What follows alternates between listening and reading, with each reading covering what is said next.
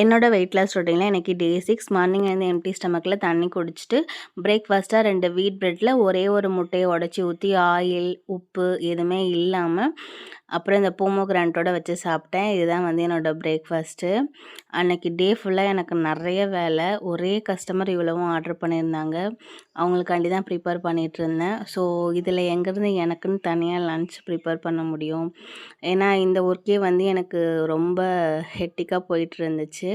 அதனால் மார்னிங் என் பொண்ணுக்கு வந்து நான் சேமியா பண்ணியிருந்தேன்.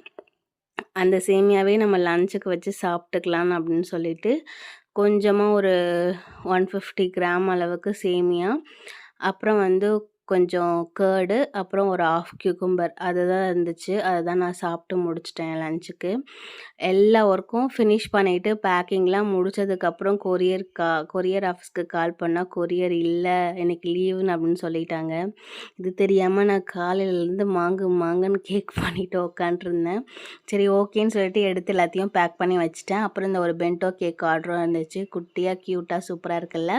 டின்னருக்கு வந்து தோசை கார சட்னி தான் சாப்பிட்டேன்.